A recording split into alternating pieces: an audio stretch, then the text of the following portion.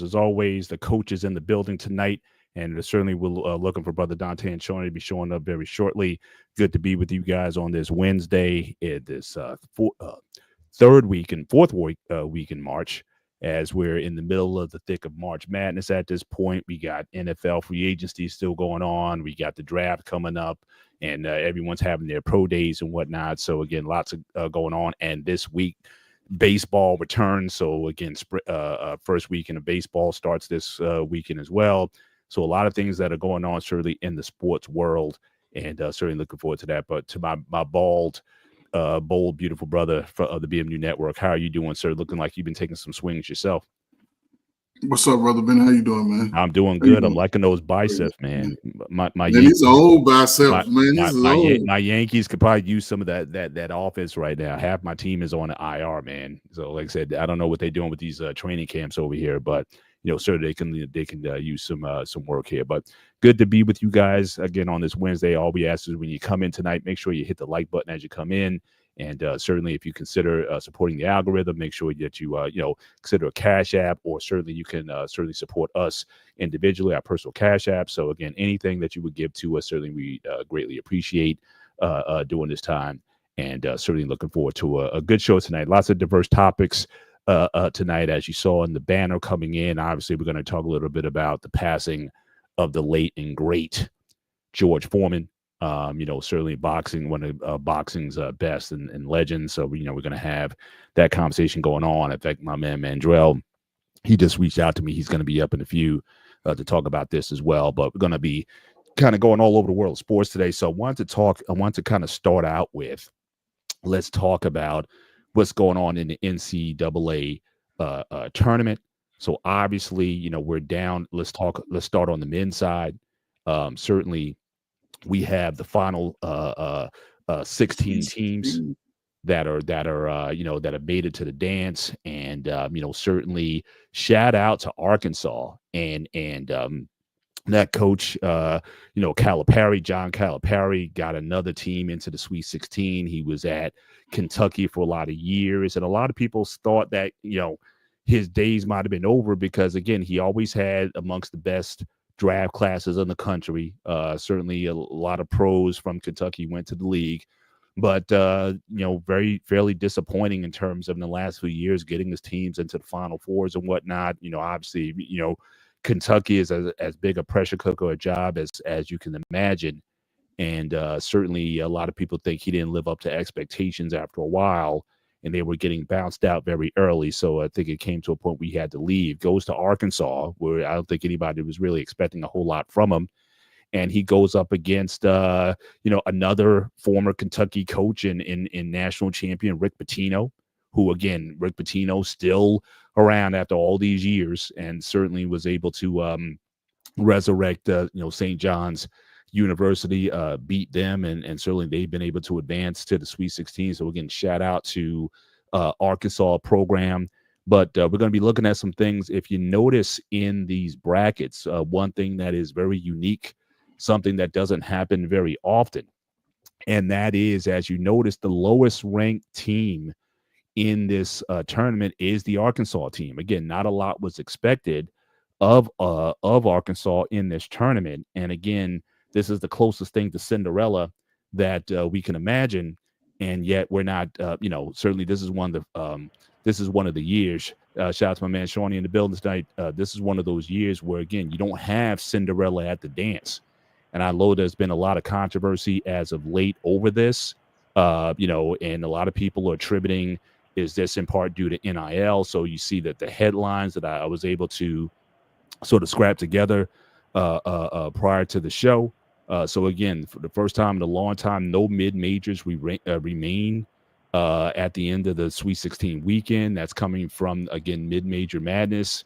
And then you also have, an article from Yahoo Sports that questions whether or not is NIL really responsible for the lack of Cinderella at the dance, which has always been a charm of the tournament. You always had like a lower seed that goes on a run, and everybody certainly gets behind that team as they go forth. But, they're saying not now. So, people are questioning whether or not is it, in fact, NIL, which is lessening the chance. Now let's also keep in mind, no Sweet 16, no lower seed or mid-major team has ever gone. Certainly, I think the last team that maybe got to a Final Four, if I remember, in the last few years, was, I know, VCU with their coach Shaka Smart. They got there back in 2011. They got to a Final Four. But typically it doesn't happen, and everybody always likes to, and I don't think any Cinderella team has actually ever won a championship. You might look at, Villanova from back in '85. They upset Georgetown. They might not have been expected to win, but this doesn't happen very often. But nevertheless, people are asking, it's like, with the money that's available and to these teams, is it over for seeing teams below a 12th seed able to advance in the tournament, and is NIL behind that? So I'll pass it around. Coach, what are your thoughts on the current state of college basketball, and the fact that we don't have any low ranking seeds below 10 that are in the Sweet 16? Is this good for college basketball, or neutral, or what's your thoughts on where we are with this men's tournament? Well, I think it's good for college basketball. There's never really been a consistent, entry of teams that's been Cinderella throughout the tournament. It's always a year or 2 or 3 where, you ain't in the top 8, 6 seeds. You might not make it because teams just be that good at that time. But yeah, NIL, I don't know how big of a difference it plays because everybody's getting paid regardless of what school. You might not get paid as much as the power schools, but everybody's getting paid to stay. So I think the transfer portal is hurting this thing. The transfer portal is what's hurting because there's some players already transferred that were on pretty good teams already. Right. So I think that's going to hurt. But, in looking at this Sweet 16, I would say Arkansas is like you said, Cinderella.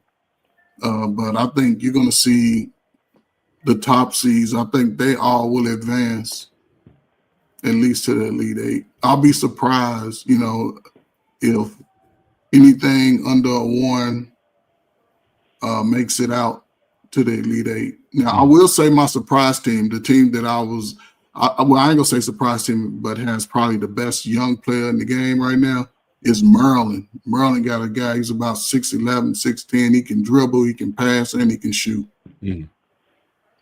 So I would say that would be my breakout player.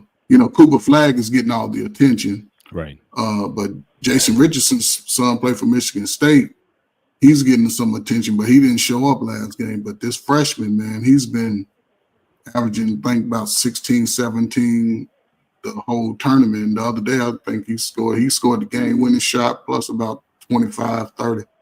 Right. He's a good guy. He told the coach, give me the ball. Right. And so. Awesome.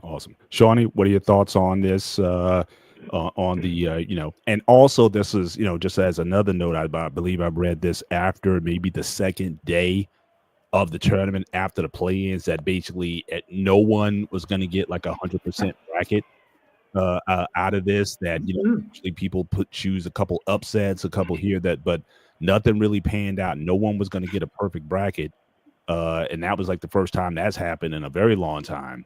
So, so certainly a lot of people who were counting on that, that didn't work. But what do you think regarding, where this is? And again, is this overall, whether it be the transfer portal as Coach talked about, or the NIL, is this good for college basketball? It seems like the top seeds are certainly getting there. And quite frankly, from a business decision, is that what you want? It seems like the whole thing with Cinderella is like you always want Cinderella until around the Elite Eight or Final Four. Nobody wants St. Mary's of Chicago in the finals because you're not probably going to drive. It's probably not a big school, and you're probably not going to get a lot of ratings. Or Florida Gulf Coast or something like that. It's good for the time, for a time.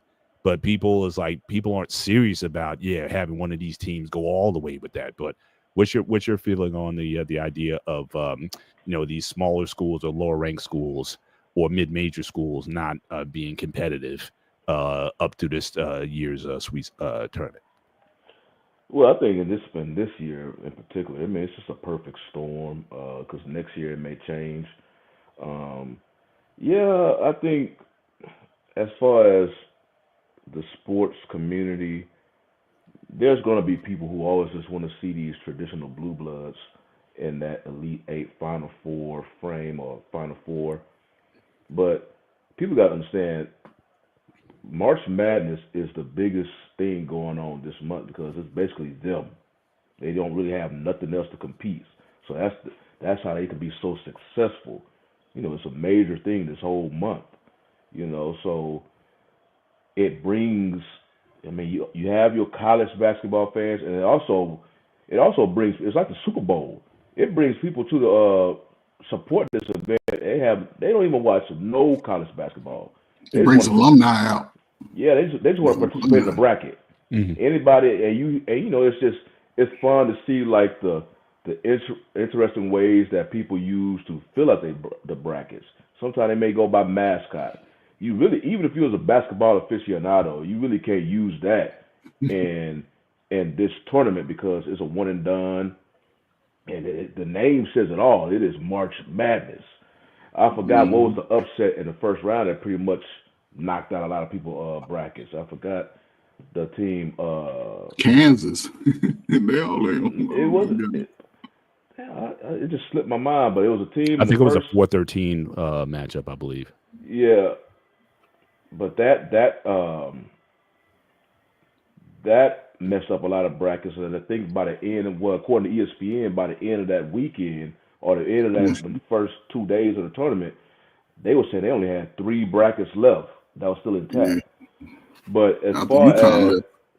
yeah, but UConn was always kind of, they wasn't the same as the previous 2 years. They was hovering, you No. know, even though they put up a good fight. They tried to extend that game as much as they could.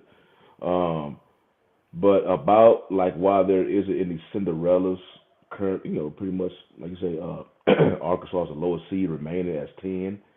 Um, NIL, NIL and transfer portal, they are really shaping college sports. I mean, I know football gets more of attention because it's a bigger sport, but now you're starting to see it in basketball. And the big thing about basketball was in this tournament was the mid majors and the Cinderellas. Because like I was saying, that is the excitement that brings to this tournament. That brings people who don't even follow the sport on the regular, but they just want to be there, be in the midst of these tournaments. Because a lot of times, you know, when these schools go play, and it's not like the women's side where the higher seeds in the first round they get to host the game at their home gym, and then they ultimately move on to the hosting city per se. Mhm. Men always the closest thing is you have to be the overall number one seed where you can stay in your region. So like example, you know, if Houston was the overall number one seed, they'll be playing in the South, and that may be in Texas, Oklahoma, you know, wherever it'll be closer to them. But that's the closest, you know, home court advantage the men will have. But NIL and yeah, because I was listening to this on the radio earlier today, and yeah, these smaller schools. Because at first you thought, okay, the NIL was adding parity to college sports because now, you know, a mid major can pay a player that would normally have the eyes of the Power Four, not longer Power Five, Power Right. Four schools. But now the Power Four schools are even raising their money because they have bigger pockets. Right. Right. So is it? So the mid majors can't compete. So now they going over there, and it was the coach. I forgot what team he was on, but he was so uh, transparent with his squad. He just got the coaching gig with NC State.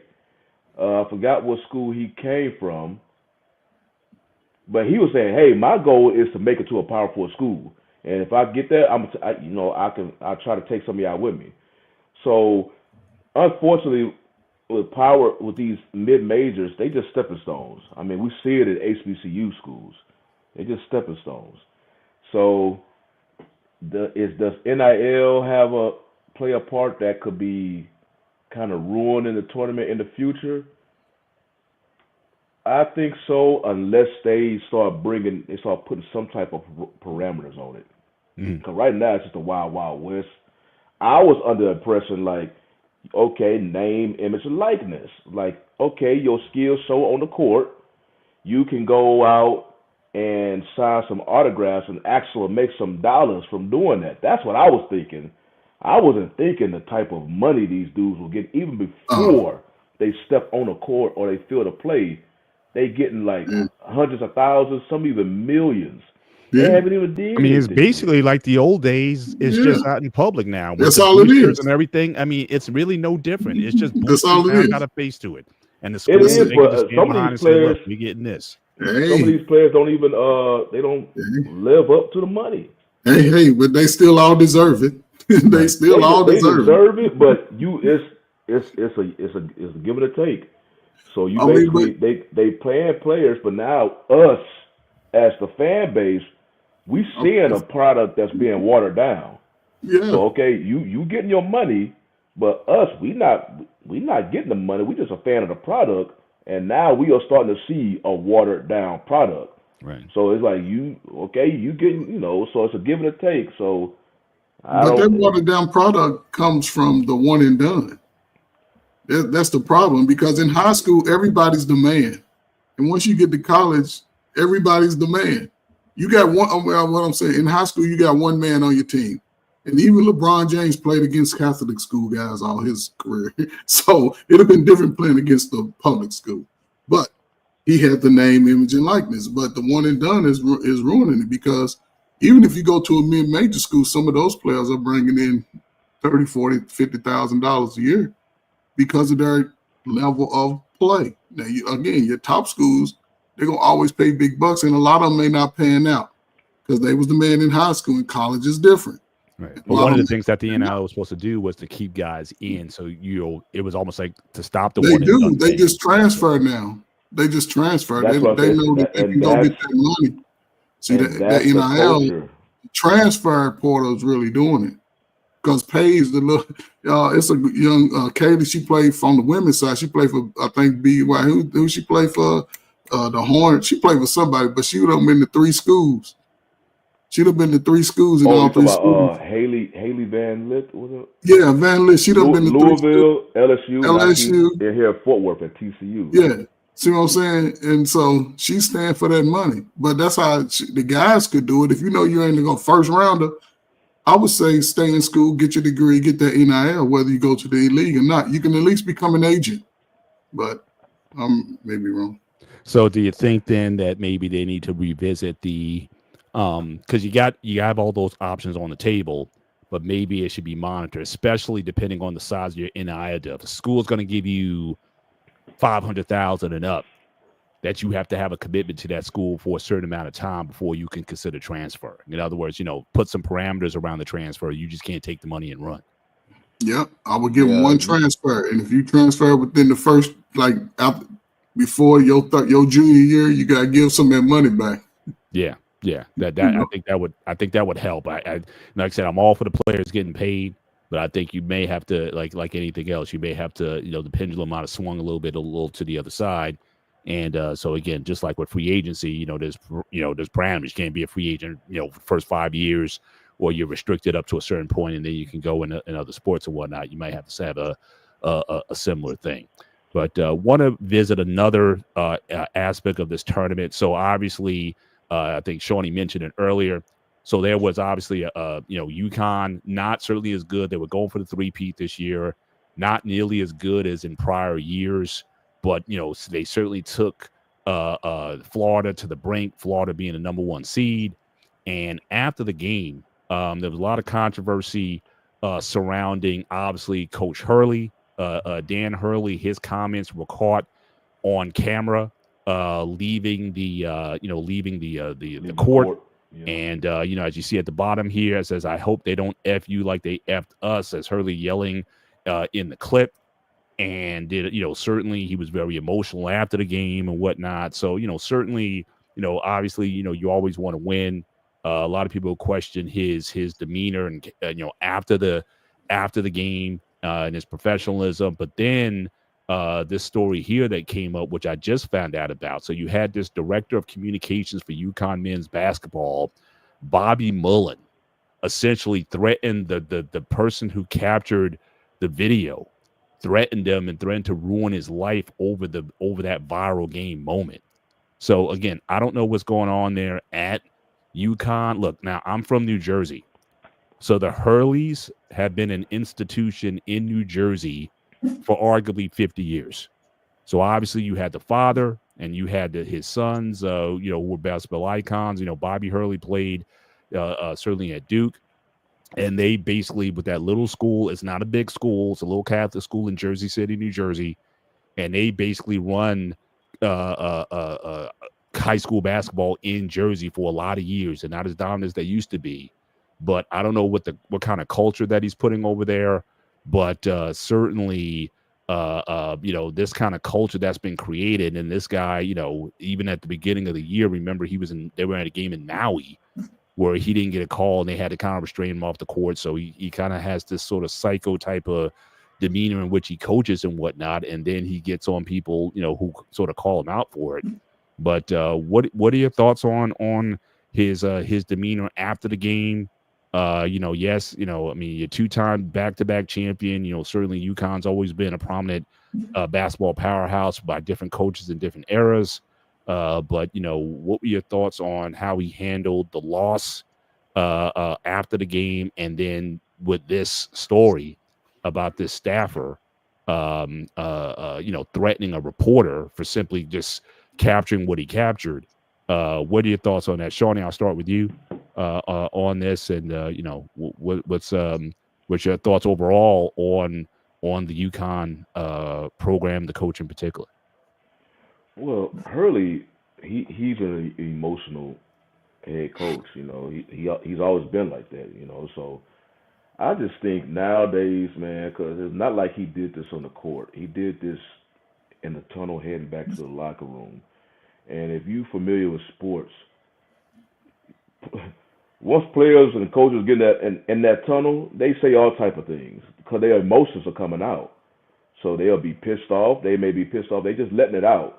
But because we have cameras everywhere and everybody want to get the inside scoop on stuff, you getting the raw emotion of these. I mean, with college basketball and this March Madness, they only have one shot to get it right. And they go through, especially for a head coach, he prepares. They go through all this season, do all the preparing and everything to build for this moment, and then in an instant, it's gone. So their emotions will come out. It's not like he showed it on the court. He just showed it walking back to the locker room. But since everybody want to have cameras all over the place, you're going to get the raw emotion. So you always want these players and coaches to give you their true feelings. Well, don't complain if you actually catch them in a legit act. That's what happens in sports. Competitive, it's like sports bring out the competitiveness of people that is different than others. And it depends how much that competitiveness is inside you. You could be like Jordan. You can be like a legit, like, focus, like, either you give it, I want to win or else, but that's just sports, and that's what fans love about it. So Hurley is really like no different as a head coach. He's an emotional dude. So you just caught him in the camera because he was actually talking to Baylor, because I think Baylor was getting ready to come on the court when they was leaving. So I don't make too much of a big deal about it. I think I heard Carlos Boozer mention something about it, and he was like, "Man, the stuff I said in the tunnel, not even the locker room, but in the tunnel coming off the court, hell, y'all would have been getting mad at me." It happens. But since now you got cameras all over the place and you're giving the outside world, and many of them may not even be familiar with that environment, they look at it like sports is different. I mean, it's just different. If you don't play sports and you don't have that mindset, you'll be overly sensitive to the stuff you may hear from a sports court.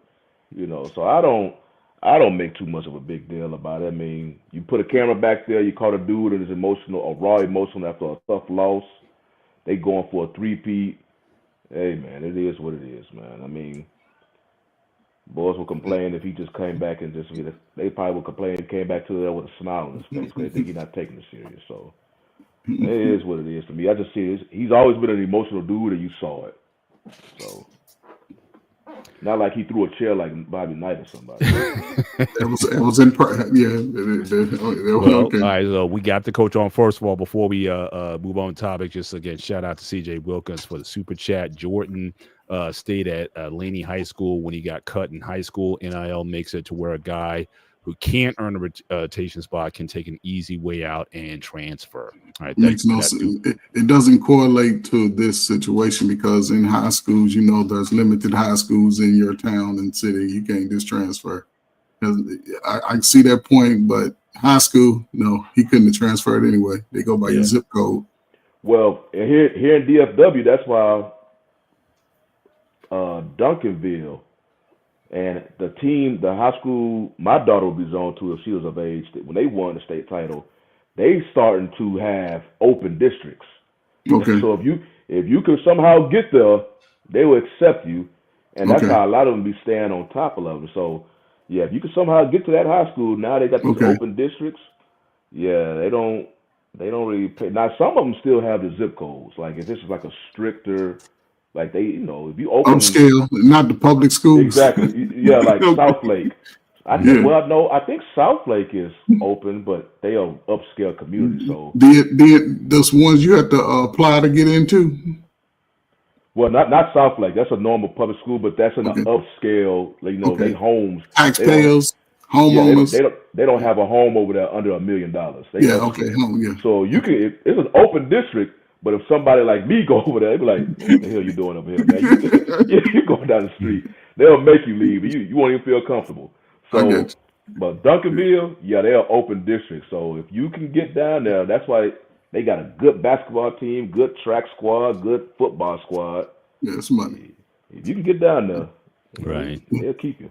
Right. Mr. Bennett, what was the question again? Okay, so since you being a coach yourself, so you are the CEO of your team, and for that kind of conduct after a game, and also from the staffer who basically works for you. So again, is this staffer is he working on his own, talking about I'm going to ruin you if you put that out there? No. So what was your take on how Hurley handled that situation? And Hurley, he's been like that, a crybaby all year. He's a crybaby. He's a crybaby. That makes, to me as a coach, regardless of how I felt, I would have had to take it to the locker room. His team got outplayed. They haven't really been that good all year. They got outplayed, and he's always been, whining to the referees if they lose. Every game they lost, he whined to the referees. And the fact that a staffer did it, remember, they represent the school. Right. And he's threatening somebody's career. Let you go threaten somebody's career, see what happened to you. Right. And I'm just wondering, would he have done that if Hurley didn't create a culture and environment for him to do that? Because I've never heard that before either. Right. I mean, I can't necessarily put it on the coach, but I do put the coach's behavior after the game. I would have got in the locker room. Yeah, everything would have been thrown around. There would have been some furniture moving in the locker room. Yeah. You know what I'm saying? But as far as the game is over, it is what it is. And the staffer, who probably had not, he's just there. Probably, I don't know what he's doing, taking stats or whatever. And he's mad. I can understand you being mad, but a lot of that behavior falls on the coach because, but emotions run wild. Yeah, I can see a player coming through, kicking a chair. Yeah, a player's going to do that. But for me to start out, and then knowing that that's what people do. That's what the news and sports people do. They look for that break, so they getting everything they can. And the fact that somebody made a threat to them, that's the wild part. I'll ruin your career. It ain't that serious, man. as a coach, I'd have said, man, we're gonna get him next year, man. We wasn't that good. That's all I can do is hope, it is. He did something that probably won't be achieved again in the next 20, 50 years. So Yeah. I mean, it's And definitely just to be clear, this wasn't Hurley who said that. This was just a staffer. it was a But it no, was it's the a staff. It staffer. was the head of the yeah, okay, he just head of got communications he got for carried away. UConn.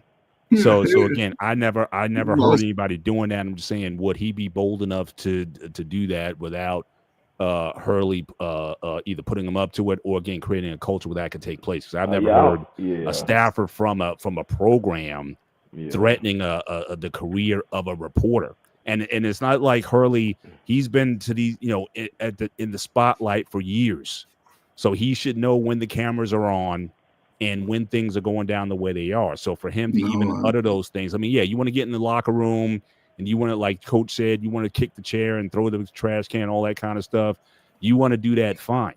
But it is an open area. There's all kinds of press back there. That's not an unfamiliar stage to you to utter those words and then to follow up with that. I just think that what Coach saying. So it's and like I said, and again, the Hurleys, they're kind of used to getting their way. I got to tell, like I said, being from New Jersey, St. Anthony's high school basketball, they were an institution here for many years. And they were known for getting some of the best players in the country to play for a high school that barely had like 500 students in it. I mean, their gym barely held like 1,000 students in it. But they had for years the #1 program in the country, for many years. So I'm just saying that, that's putting all those things together. I don't think it's a good look for certainly for him and certainly for that program. And certainly I understand wanting to create history, not doing anything since UCLA Bruins did it back in the 70s. But still not a good look. Certainly for UConn, given all the success that they had over the years. Obviously, our brother Andre Terry, obviously upset with us for even hinting or suggesting. All these universities and colleges have built their schools off the back of Black parents and families. So I guess he's not feeling the idea that we said, put some limits. I'm just saying it may come to that, whether we won't like it or not. I'm just saying that, certainly to get NIL money and get it paid and then you just choose to transfer, I think there's going to, if that continues to happen, expect to see some modifications that you can have the transport portal or you can get the NIL or you can't have both, or that we're going to put some limitations. If we pay you a lot of money, then that needs to come with some guarantees for us just as much as it is for you. So certainly I appreciate the sentiment. And, look, if it stays the same, it stays the same. But certainly I can't imagine a lot of these schools and universities being happy with with that particular situation. Brother Bennett. Yeah. Also, Brother Andre, listen, I'm with get all the money they could get. They probably need to give everybody $500,000, regardless of what level of school. If it's D1 or top 5 school, everybody should get paid. However, I'm just saying, as far as the transfer, after a certain time in college, and you say you transfer after 3 or 4 years and you haven't got your degree, just understand, when you get to that next university, a lot of credits won't carry over. You'll have to start over. So I'm saying stay, get your damn degree, whether you go to the NBA or not, and have your school paid for. It's the greatest thing you could ever do. That's all I mean. Got you. Going to move on in the segment. So let's go over quickly to the women's side. And there was a tragic situation. So again, Juju Watkins ACL injury, second game of the tournament for them as the women's Sweet 16 certainly comes together. And certainly again, sad for her. I don't think it's career ending, especially the way they are able to treat ACL injuries these days. I think she certainly will be back, but this is certainly one of the bright stars in women's basketball. And certainly she would certainly be a big star at the next level in the WNBA. And but it's just sad that to see her go down like that. I know a lot of people were kind of having fun with her because she was flirting with the Washington Commanders quarterback at a game or whatever. They were kind of chatting, and then the mom kind of got between them. So a lot of people was having memes and whatnot about that. But again, a beautiful young lady, certainly just like the player Angel Reese from last year. Another feminine looking woman going into the league that certainly has a following. So I'm just hoping that she fully recovers, and that she would certainly be able to bounce back and have a very successful career. But guys, just thoughts on the injury, and what impact do you think this makes on the tournament, which I think is still pretty good. And I want to talk about some key matchups that we may see in the future. So, Coach, your thoughts on the Juju Watkins injury? Probably one of the saddest events of the year right now. It's unfortunate for this young woman. I just hope she snap back. I know she's gonna snap back. They're gonna give her the best treatment, and I hope she just takes her time and can have a great WNBA career, man. Just unfortunate, man. That's why you gotta be in shape, man. Be flexible. So it's just unfortunate, man. But I think her team, if they rally behind it, they can make it at least to the Final Four. Because a young lady, I don't know, that when she went down, another young lady stepped up. So yeah, I don't know if they're an item. I don't know. His mom doesn't seem to be having it, so I don't know if Jane Daniels is going to take care of her or not. I just know that certainly that was a funny thing that a lot of people were running with when the mom got in the middle, and then seeing Juju's reaction is like, oh, I was trying to shoot my shot, and mom came in and shut that down. So see how the rumors get started. By next week, it's going to lead it. It's going to be something else. Yeah.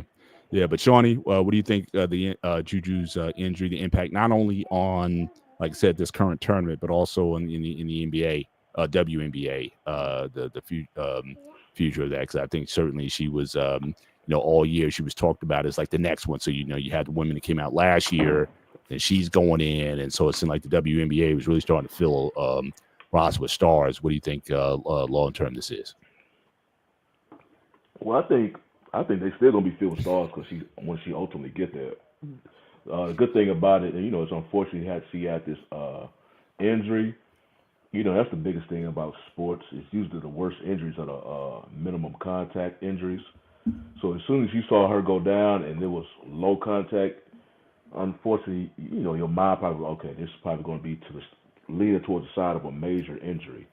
That's just what happens, unfortunately.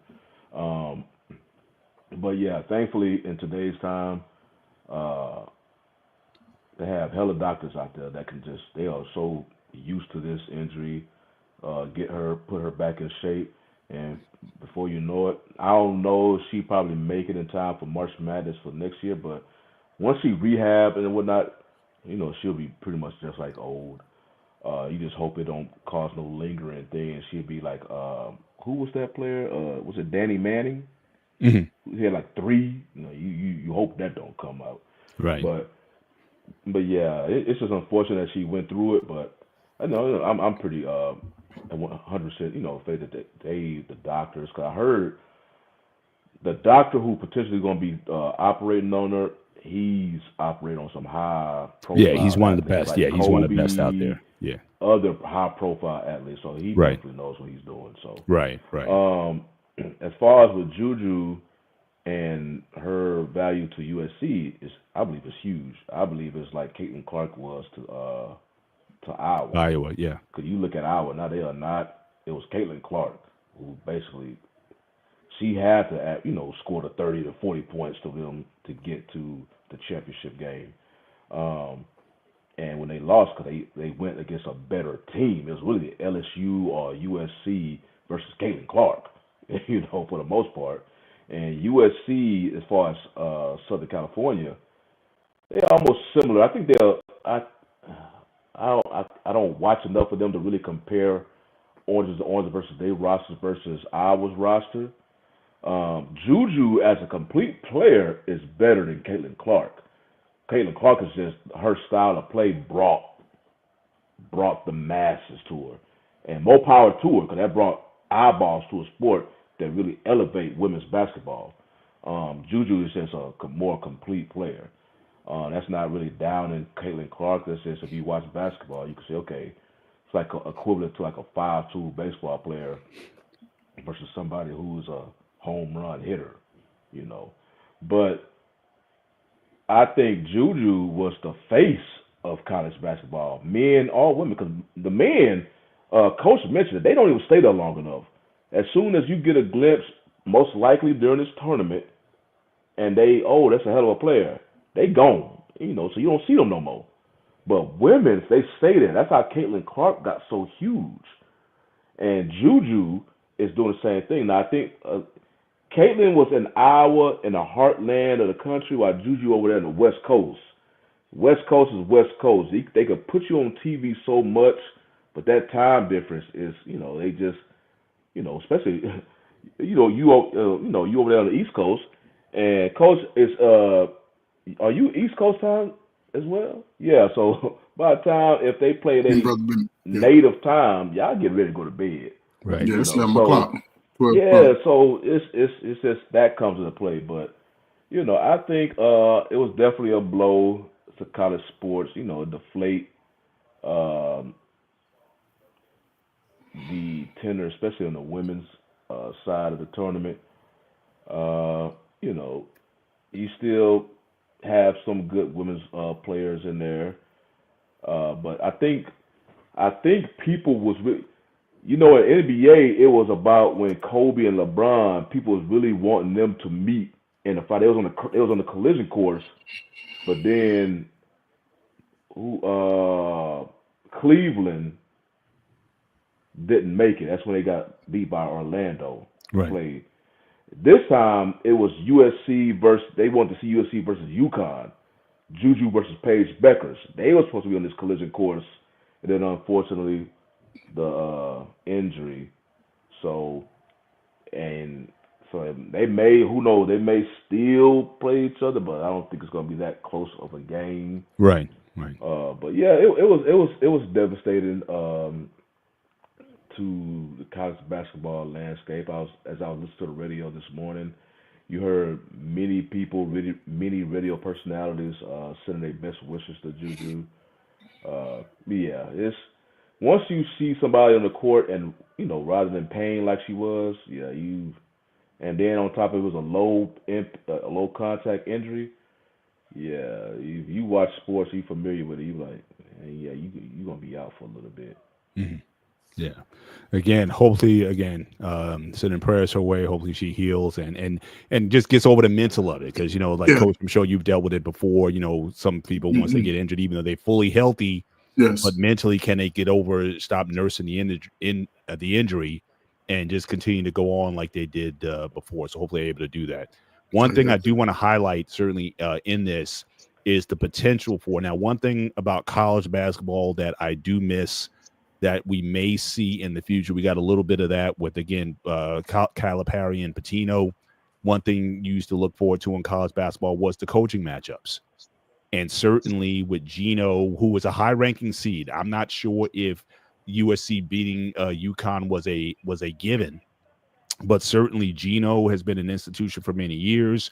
And obviously Dawn Staley is considered, right up there as well. So here you have the defending national champion going against an institution. Back in the 70s and 80s, it was Pat Summitt with her, I think it was her Texas programs, and then Gino Tennessee. Tennessee. Thank you. And then you had Gino with the UConn program in the 2000s, and so I think that would certainly still draw big ratings to see Dawn Staley go up against Gino in the championship. So you still have that possibility for those two, certainly to meet. So Brother Bennett, that LSU's coach, I'll say Kim Mulkey, she's one of the top. I'll say those would be the top 3 coaches right now in college basketball. Right. I would certainly agree with that. But like I said, Mulkey, she's been has, but I think Gino's, like I said, he's an institution. It's almost like almost like the past versus the present. I wouldn't put Mulkey where Dawn Staley is right now. She's won a couple of championships. Yes, but I think the now that it's like the current, is certainly Dawn, and I would certainly like to see her and Gino. If anything, the press conferences are going to be epic. I know Mulkey, she can say a lot of things too, but certainly you still have some great matchups here that we can possibly see in this tournament. Really quick, can I ask y'all a question? Sure. When was the last time y'all seen a female Cinderella team? Doesn't happen often. I don't think the talent pool with the women's game is as deep as it is with the men, not with the elite, Yeah. not with the elite programs. I think that certainly a lot of the same schools tend to always be certainly in the dance, and certainly with the NIL, just like with the men, certainly there's a lot more money that those institutions can pay for those type of players. But I just don't think the talent pool as of yet has caught up to where you would Yeah. see a Cinderella. If you're a top player in the country, then all these teams that we're seeing on the screen here, they're going to be throwing everything at you. So it'd be hard to find somebody in that situation. And now, especially with the portal, for them staying at a Cinderella school. So I just think the talent pool just isn't as deep with the women's game. Shawnee, what's your thoughts on that? Yeah. It's like the women's. If you go back in history, especially the last 20 so years or whatnot, like the top four seeds when they come to these tournaments, they like a step above. Maybe a two seed can challenge one of those four seeds. But you talking about, a Cinderella, you may see on the women's side of a Cinderella maybe getting to the Elite Eight. Maybe get to the Elite Eight. But then ultimately, they're going to run into one of those top four, 1, 2 seeds. And then that's when you're going to see, like, the difference. What you're saying, Mr. Ben, like, the talent pool, men's side, especially like 10 years ago, they had players who had the talent as a D1 player. They just, at the time, they wasn't getting recruited. So they just, went to the smaller school and played. And then once they got in the tournament, you could see, oh, this dude he could play with y'all. Right. And he probably better than y'all. Right. But the women's side, it's just, if you're a better player, they don't really go to a mid-majors. They go straight to one of the bigger schools. Right. And you've also had schools that have not necessarily had the best talent, but I think athleticism. Like, you might not have been the best player, but if you had a 48-inch vertical, you could play the alley-oop game, you could play, or the physicality, you could play bully ball. I just think that the athleticism in the men's game certainly, I think, kept a lot of teams, I think, competitive with a lot of those larger programs, especially because anybody can have an IR, but it seems like with the women's game, it seems like more skill is required at the women's game. You're not going to see a woman just dominate physically as you would with as long if you could dunk it, you could. Because I put it like this: if you have a mid majors on the women's side that could somehow get to the Final Four, maybe just lightning strikes. Mm-hmm. Just think about if they would have ultimately ran against the South Carolina last year, the undefeated South Carolina. Yeah. You can possibly see they can possibly get beat by 50 points. And right. That's you had your moment, but once you go against a juggernaut on the women's side, you're gonna see why they're a juggernaut. Right. So remember when we was going back to earlier in the show, and we was talking about how NIL or the lack of mid majors. We've seen this before. Parity in college sports and basketball, especially March Madness, is gold. We've seen this before on the women's side. Remember when UConn was dominating the tournament, and people were like, man, we don't want to watch this because we already know what's going to happen. UConn going to win this, and that's when their tournament was just not doing well. And then once they started getting more parity, that's when people started paying attention to more as far as the everyday. I'm not talking about the basketball aficionados; they always watch, but the everyday crowd and getting the eyeballs on the women's sport. So you don't want, what's up, Dante? You don't want, if you're going to play against a mid-majors from a women's side, they go against a juggernaut, they just going to get dominated. Now, thankfully, I just don't think the physicality is there to keep up with a team like that. Men, I've seen some dudes used to be able to put a team up with some guys 6'6", 6'8", 250, a bunch of Charles Oakleys and Masons and stuff like the Xavier's, the Wichita States, I gotta go back, but they had players I don't even think. I think Gonzaga is a mid-major. They just a good program, Yeah. but they not. They a small school. Yeah, they're mid. Villanova is a small school, but they just a good basketball program. Right. So Absolutely. Shout out to Dante. What's going on, sir? How are you? Man, doing good, man. Good to be in. How y'all fellas doing, man? Doing all right. Not sure how much of the show that you were able to catch so far, but we've been kind of chopping it up with the NCAA tournament. So we're talking about the lack of Cinderellas on the men's side. We talked about Juju Watkins' injury. We talking about the reaction of Coach Hurley after his loss. So any of that you want to chop up on before we go on to the next topic? I appreciate it because after running across the city, I haven't been able to catch in until just now. So Okay. I saw what you put because I saw a story you put in the group chat. When it comes to the NIL, I firmly believe that it is hurting the mid-major guys because basically now if you go to those teams, it used to be the formula was, hey, the big teams are going to get the Cooper flags and they're going to leave after a year. We're going to get some guys, let them play together for 3-4 years, maybe somebody redshirts. So the 4 or 5 years, these guys have been in and around the program.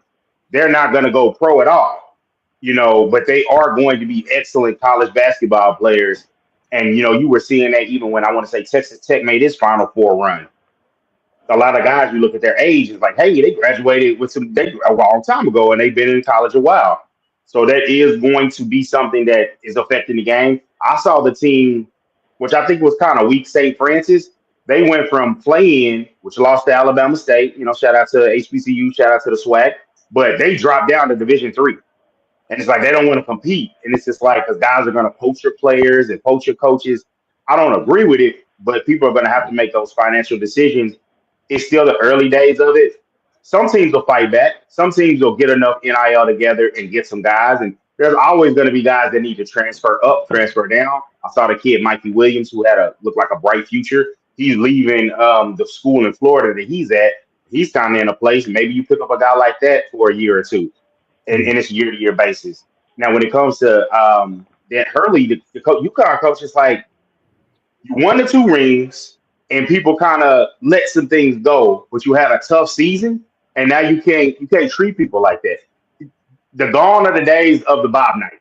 I grew up on the Bob Knight, and unfortunately, I thought that was okay. Yeah, the coach and as growing up, it's like now the players are different, and it's like maybe it never was okay, but he won so much, and then when you stop winning, it's not okay. So now he has to. That attitude has to change, and I just want to touch on the Juju topic. That hurts the women's game so much because she's such a major draw, and you had the major draw of the dynasty that is becoming in over in South Carolina. Shout out to I love Dawn Staley as a coach. I love them. And then you got Juju, as a rising star that is 2 years in a row, just an outstanding, just the next star, player coming up on one end. I read a great story about the girl at UCLA that's 6'7" and grew into her body. So I'm reading into it and I'm like, man, we got these different players, and of course you got UConn still in, Page for the last ride, and then to lose a piece of that hurts. That hurts the game, and it's like it hurts a fantastic player. I know technology is better, but I always say this with any big injury, I hope they come back the same, and I hope they don't rush back. And because it's like just fantastic seeing her, what she was able to do. And so I hope she comes back. She's becoming a star. I'm gonna buy my little girl the little T-shirt that she got. And then and I've seen girls already with her repeatable hairstyle. She's so marketable.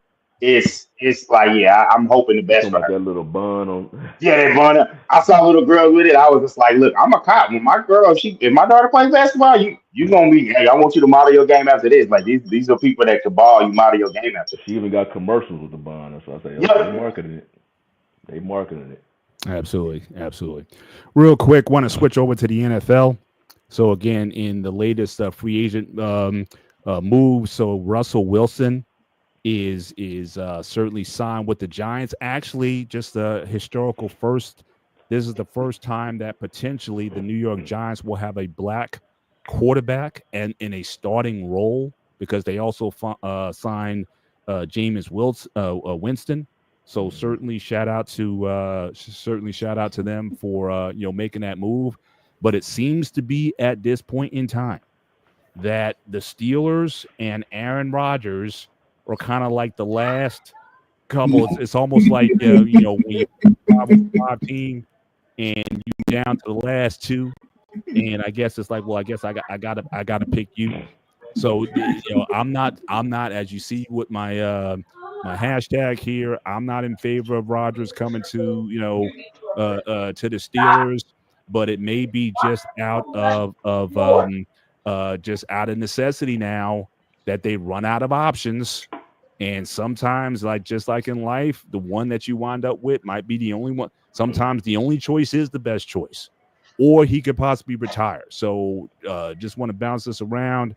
What do you guys think? Do you think he signs with the Steelers, or do you think he retires, or do you think there's yet another team out there? Because I think Minnesota basically said no to him. Giants just said no. So who is left, if anybody? So does he stay, or does he retire for the Steelers? So just want to get your thoughts on that, gentlemen, before we move on to our feature topic of the night. You go ahead, Coach.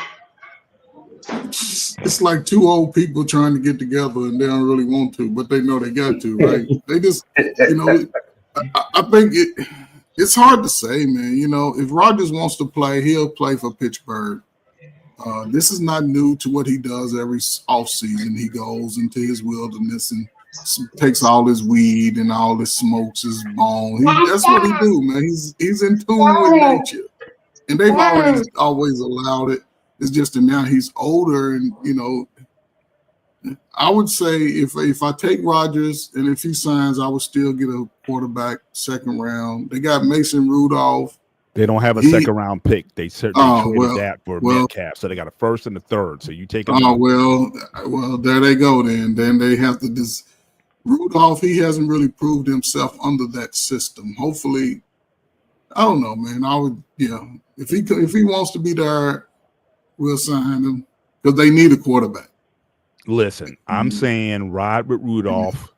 We go 6 and 11. No, then we move up and we use all those compensatory picks to get a QB. I'll ride this. So if y'all go 6 and 11, Mr. Bennett, don't be hollering about getting rid of Mike Tomlin. Oh, I'm not. Listen, Okay. I'm not one of the Yinzers. That's coming from the Yinzers. That's not coming from me. But Mandrell, how would you feel about Rodgers coming to? You want Rodgers? Well, we gonna ride with Mason. What we doing this year, sir? You talking about Aaron Rodgers? Yeah. Yes.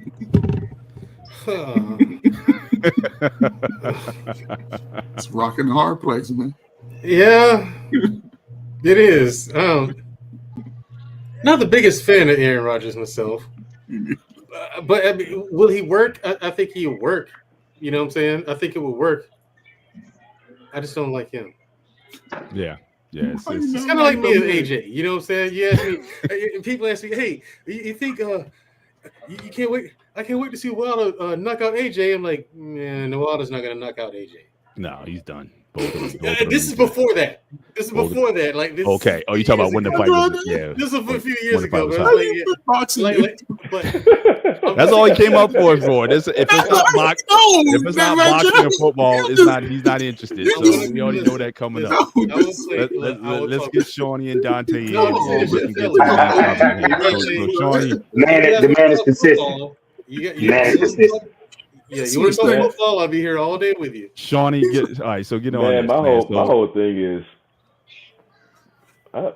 Pittsburgh just can't find a quarterback. My thing is, I don't understand what happened with. I mean, they can't find ever since Roethlisberger. It almost looked like how the Cleveland Browns look like, man. As far as you might as well get a jersey and put these names on the back of somebody's jersey and start crossing them off. I know people. You hear people love to talk trash about the Cowboys, but Dak is an official NFL quarterback. Pittsburgh would have been successful. They would have drafted Dak. I mean, Cowboys went through their season where, after Aikman, they ultimately hit Romo, where they experienced some winning. Romo sucked. And then they immediately had Dak afterwards. So they was able to experience some quarterback play that played at a fairly high level, making some Pro Bowls. Romo. Come on, Shawnee. Romo was a Pro Bowl quarterback. If you're a quarterback, Don't fall, Shawnee. he's a Pro Bowl quarterback. Shawnee, But no, but point. Don't I'm fall saying for like it. at least the Cowboys was able to find Don't fall for it. a Finish productive the point. quarterback play. The Steelers, ever since Big Ben retired, they just had Listen, trouble first of all, finding as Steeler fans, we're used to this. We went 20 years between Bradshaw and Ben Roethlisberger, 23 years in particular. So again, we just trying to ride it out. Just look for the next. Well, that's my whole point. With now you gotta again, try to find some use and retread a quarterback. I know it's Aaron Rodgers, but how old will he be at the beginning of next season? What, 41. Well, he's 41 now. Yeah, 42. So you gotta find some super magic in the bottle with these quarterback play. I'm like, okay, for a franchise that is as stable as the Steelers, why the hell they cannot find a quarterback? They just cannot. They always got to pick the bottom of the barrel for the quarterback. Whoa, and wait, Shawnee. What quarterback has the Steelers had since Roethlisberger left? They have not had any quarterback that you always look at the Steelers and they are a team that you like. They always says Mike Tomlin. They're a great coach team, but you already know when they play against a team with a quarterback, they're gonna lose. And you can look at Tomlin's record in the playoffs. He hasn't won a playoff game since what? 2016. Exactly. So, and the thing is, you're right about that. He gets there every year. He gets to the playoffs, but they just can't. They can't. And the main reason they lose is a subpar quarterback play. They have talent. They have skilled players, but their quarterback play is low. But just like Romo. My thing is, and maybe you guys can help me with this one. I don't understand what happened with Wilson though. Like, how did that not? He didn't get along with the I don't understand what happened with Justin Fields. They should have kept him. But Justin, I think was still bitter. He's on the up in his career. He's young. He got bitter because he got benched, and the Jets made him a better offer. So I think he's going to the Jets as QB1 going in. I don't think there'll be a lot of competition. That's a good move for him, man. I think they had both in play, and they lost both of them. How many available? Okay, especially to you, Shawnee and Dante. Not you, Mr. Bennett. Okay, and Coach Ferg, Shawnee and Dante. How many marquee quarterbacks, either coming out of college or already in the league, that are available? Like, I mean, do we have anyone to pick from at this point? Is my thing. That's why I think that we should just stuck with Wilson. And I don't think Wilson actually got a fair shake at Pittsburgh. That's one thing I didn't like. We had a fantastic black coach. But I agree with you, Sean. I can't disagree with you at all. The quarterback has been a problem since Roethlisberger. And his last 3 years, Roethlisberger was on a steep decline. His last 3 years. You know what I'm saying? So you know what that tells me? Came in, I was like, okay, Russell Wilson, we finna do some damage. Russell Wilson is a good quarterback. Got there, and I'm like, what? Dude, what are you doing? But he's going down the hill. But what that shows to me, if I see a franchise that if they have the number of quarterbacks that struggle on them, as great as a coach as we love to praise Mike Tomlin, your quarterback development is subpar. It's completely different than if we looked at the Vikings. What's the main thing we say about what's his name, Kevin McConnell? Yeah, what he's proven to be a quarterback developer, and you saw that with Sam Darnold. And that's why people believe he could do the same thing for J.J. McCarthy. But Steelers, Roethlisberger's talent was showing. So, right. And keep in mind, he didn't draft Roethlisberger. That was Bill Cowher. So he was already there. If you're a head coach and you struggle with developing the most important position in professional sports, and that's the problem. That's the thing that hurts my argument. I hate for them to say, "Oh, you got to have an offensive coach." But like situation like Tomlin is proven, like, hey, when you get that good offensive coordinator, somebody's gonna snatch him away and probably want one or two of the assistants. So you gotta constantly have somebody that can develop and coach quarterbacks. That's the real problem, I would say, probably Pittsburgh's had. That and the fact that for them being such a stable organization, not wanting to make the risky move. Shout out to Leia. What's going on with you? Yeah. I would say the one thing they will do. I respect the move of going to getting the big receiver. I say I'm with you. Mr. Bennett. Next year, go ahead and be aggressive, despite what happens. Even though I don't love Mason Rudolph, be aggressive and use the picks and trade up to get a quarterback. Yeah, because you're gonna have the weapons in place, and you're good at developing receivers. Because I would say probably. I heard somebody say, yeah, this might be what's his name, the receiver, his last season, Pickens last season there, because you paid somebody else. But you gotta be able to. You gotta keep him. Yeah, they can't let him go. Definitely. You got to be able to get. He might be a fantastic receiver, but you got to be able to get the ball to him. Absolutely. You know what I'm saying? That's I agree. No, I wasn't disagreeing with you, Shawnee. I was agreeing, but I just want to pick your brain a little bit to find out like what solutions would you recommend and stuff like that, man. So I appreciate that. Yep. Let's move on to the last topic of the show. So obviously, as our title banner here, we lost one of the boxing giants. One of my favorite posters in boxing is basically like the four kings of heavyweights that you have on the cover. You got Muhammad Ali, you got George Frazier, you got Ken Norton, and George Foreman. They're all in tuxedos. It's one of my favorite. Boy, I used to have a poster of it back in the day. But we lost an icon, Olympic gold medalist from the 1968 Mexico Games, former heavyweight champion of the world, obliterating Joe Frazier in 1973. Lost to Ali. Had some brutal fights to fight. Probably one of the most watched fights of all time. Him and Ron Lyle, which was just a slugfest. Left boxing in 1977 after a loss to Jimmy Young. Comes back 10 years later and resurrects his career. Totally different style, much bigger than he was before. 7 years later, at age 45, wins the heavyweight championship again for the second time. And has just been a staple within the sport of boxing, also as a commentator. And probably more importantly, he's ubiquitous because I've used the George Foreman grill for nearly 30 years.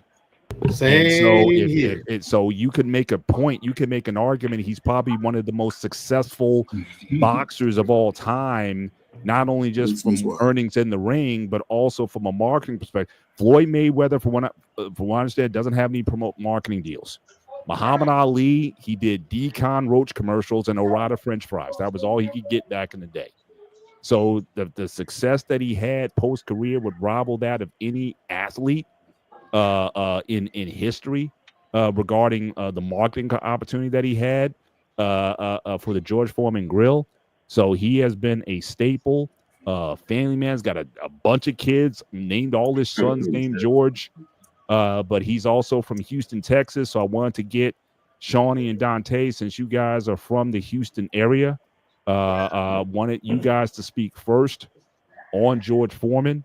And if you can share anything in particular from him, was he a major figure in Houston? Anything that you guys want to share on the life? I know he fought in his prime before you guys were born, but certainly just his impact on Houston, where I know he did a lot of things. He, became a minister and certainly did a lot of things in that space. He opened up a youth boys camp for boxing and whatnot. So just a lot of things. So, if you guys have any perspectives on George, we'll pass it around. Let's start with Dante. Let's go to Shawnee and then Coach, and then Mandrell clean it up. And then I got a special segment that I've been doing over the last few weeks. I want to throw at you guys afterwards. So let's start with Dante and let's move it around. I would say, just like you, like Mr. Bennett, like I definitely been a user of the grill. And that's a thing that's really good when the athletes can get an endorsement or something.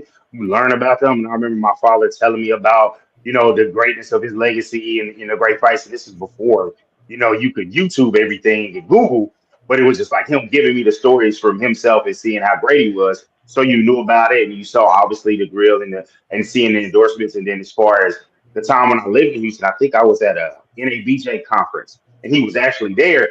And it's the thing about when you win a championship in boxing, but definitely a heavyweight championship, the aura was still there. This is like the 2010s or something. And it's like the aura was still there. It's like, hey, that's heavyweight champion George, and he's there. I think some of his children were there, taking pictures with people. So that aura was still there to know like who he was. So it was special to see that, like, wow, that's really him. And then like, you see his hands, and I was like, I couldn't imagine somebody fighting. And like you just to see an athlete sometimes on TV, the size doesn't do it justice. And it was like, yeah, you can see how he did work with those. So it's like my condolences to his family. He was definitely a legend in the game of boxing. So trying to kick it to you. Yeah, he was a beloved figure in the Houston area, but they didn't. It's not like they always spoke about him though. He was born in East Texas, but he was raised in the Fifth Ward in Houston. So he was a beloved figure in the city. But similar like they do Beyonce, Beyonce is a major artist. But one thing about Houston, they tend to give their celebrities space. They do not crowd their celebrities. So which is good if you're a celebrity figure. If you want some privacy, go down to Houston. If they see you, they will say what's up, but you don't see a lot of cameras and news just constantly bum rushing celebrities down there. So it's similar with Foreman. If you saw Foreman out in the city, he was out. He was intended to be seen, So, but it wasn't like they always spoke about him though. But when he passed away, now that I'm up here in DFW, obviously I don't watch the news down in the Houston area anymore because I'm not down there. But if you look at, YouTube, some of the news channels, you see the local stations down there actually, having remembrance news stories for him, acknowledging him and whatnot, because he was a beloved figure in the city, but it's just not like, oh, he's down there and everybody, they constantly talking about Foreman, Nah, he was it was pretty private for the most part, so, but if you saw him, then it was intended for you to see him. And Sure. but yeah, he was a beloved figure. The city, they did their thing in trying to honor him. I remember now, as much as people spoke, I just remember from a national scale when Ali passed away. I remember I was watching ESPN and they immediately stopped whatever news they was reporting on. They was broadcasting him. I remember locally till like 2 a.m. And they was Yes, doing sir. all this history. Now they didn't do that. Now obviously Foreman was a hellified boxer in a way, but Ali is a different stratosphere. When you Yeah, talk about sure. Ali, it was a boxer and what he meant to the African The American world. community in this country. So it was a totally different stratosphere. Yeah, for But sure. Houston, they honored him and they showed their support. So he's definitely going to be missed. I know a lot. We talk about his grills and whatnot. I just I believe the fight would happen before I was born, but I heard stories because people talk about how menacing Foreman was. A lot of the younger folks, they think of Foreman, they think of the bigger Foreman, but Yeah, that other Foreman that looked like a damn Also the Jolly Foreman. Also, yeah. yeah, yeah, that damn monster that was created in a machine. I remember when they said, because when he was about to fight Ali's supporters was literally crying because he about to destroy him, about to kill the dude. But that's how Foreman in his prime was a monster. I mean, I look at him and I'm like, damn, man, because you see so much of the what was that, the '90s Foreman with his Yeah. kind of a different body frame, Yeah. but the Yeah. '70s Foreman, it's like this dude was created in a damn machine. The way he looked, like that dude was like, he was just throwing bombs, and I was like, I see why this dude, people was crying about Ali's like, of you know what to course. do to kill him. Yeah. Coach, your thoughts I on mean, George? hey man, salute to George Foreman, man. Everything that he built, man, everything that he stood for, man. I appreciate the fact that he, like Shawnee was saying, man, he was probably one of the most imposing figures in boxing history. As far as his natural build, as far as his ability to knock you out with one punch. Mike Tyson before Mike Tyson, and the fact that he resurrected the 40-year-olds, man, y'all little young boys better sit your asses down. Because a 40-year-old will knock your ass out, just so you know. And as far as the legacy, there's people that don't even know him from sports. They only know him from the George Foreman grill. That's how wide and long his legacy lands, and the fact that he rebranded himself outside the boxing world and made probably $400 or $500 million in a short period of time, and everybody, you can still find the George Foreman grill on some store shelves, so it's ubiquitous. It's they still sell them, and it's an essential. They still sell tons of them. But that's what I'm saying. You go to Walmart, any Target. But that's what I'm saying. Some grocery stores still sell them. Like, as far as a businessman, he's one of the top 5 or 10 businessmen over the last 30 years. What he's able to do, but when they and Shawnee spoke about how when he passed, it was just okay. The people who understood sports and things like that understood his legacy, how they brought it to attention. But in Louisville, once it hit the mass media, what they did the day of his going home, they drove him around the entire city. They spent about 4 or 5 hours driving through every neighborhood, the poor neighborhoods, rich neighborhoods. Everybody got a chance to celebrate his life. The whole city shut down. They shut down the whole city for that whole time. Every neighborhood, and sometimes in some parts you had to go a 15, 20-minute drive to get to the other side. And they drove through. The caravan was probably, they say it was about 5-6 miles long, because people were joining in, because people came from all over the world for that, and that was probably amazing. They showed it on the news the whole time. So my thing is, real quick before Mandrell, you go, just talking about what you just mentioned, Coach, how he was received in Louisville and how they took him around the city and whatnot. It just shows, because I'm not really sure how strong of a figure Foreman was as far as within the civil rights, like Ali. Yeah. But it just shows, like, back then, when a lot of times they try to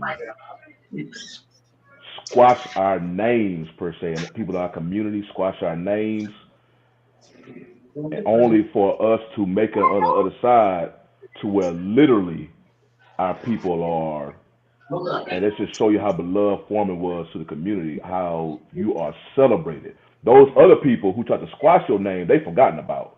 Meanwhile, we over here getting celebrated in cities, all around, taken around, like getting a heroes, ceremony.